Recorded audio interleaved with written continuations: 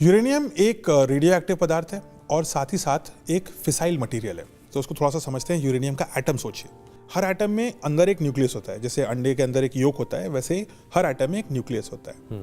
Nucleus में proton होते हैं जिनका पॉजिटिव चार्ज होता है, और न्यूट्रॉन होते हैं जिनका वजन तो प्रोटॉन जितना होता है लेकिन चार्ज नहीं होता, न्यूट्रल होते हैं, न्यूट्रॉन। और इसके चारों ओर इलेक्ट्रॉन घूम रहे होते हैं। प्रोटॉन जितने हैं उतने ही इलेक्ट्रॉन होंगे, तभी एटम स्टेबल है। अब यूरेनियम के अंदर 92 प्रोटॉन्स होते हैं, यानी 92 इलेक्ट्रॉन्स होंगे, लेकिन नंबर ऑफ न्यूट्रॉन्स बदलते रहते हैं। तो कभी न्यूट्रॉन हो सकते हैं 140 से लेकर के 146 के बीच में नंबर बदलता है। इसीलिए U238, U235, U233, 234 ऐसे करके होते हैं।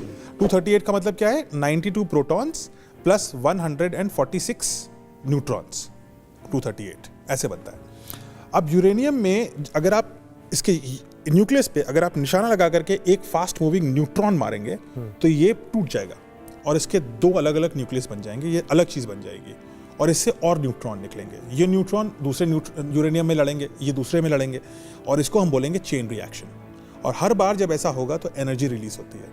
तो इसीलिए क्रिटिकल मास अगर आपके पास है और आपने न्यूट्रॉन यूरेनियम 235 के कोर पे फायर किया तो उससे और न्यूट्रॉन निकलेंगे, 2 से 3 न्यूट्रॉन निकलेंगे। ये 2-3 न्यूट्रॉन और तोड़ेंगे और तोड़ते जाएंगे।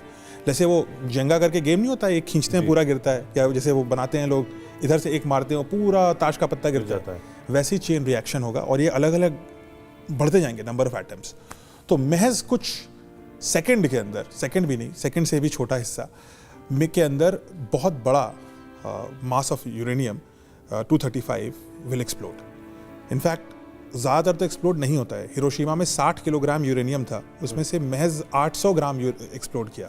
अच्छा, 800 ग्राम में क्या हो गया? ये 800 ग्राम की तबाही थी। 800 ग्राम की तबाही थी, बाकी तो बेकार हो गया यूरेनियम। उस समय एफिशिएंसी 1% होती थी, अब एफिशिएंसी 20 से 30% होती है। इसलिए कम यूरेनियम में ज़्यादा एनर्जी निकल सकती है, यानी बम खतरनाक। इस एनर्जी का पर्पस तो सर बिजली बनाना था, ये बम कैसे बना? पहले तो बम बनाना था, मैनहट्टन प्रोजेक्ट तो बम, ओपेनहाइमर ने तो बम बनाया था जी। बिजली बनने में तो 9 साल और लगे। 45 में बम बना, 50 मध्य में आकर के बिजली बन पाई स्टेबली। तो मकसद ही ये था, मकसद ही डिस्ट्रक्टिव था।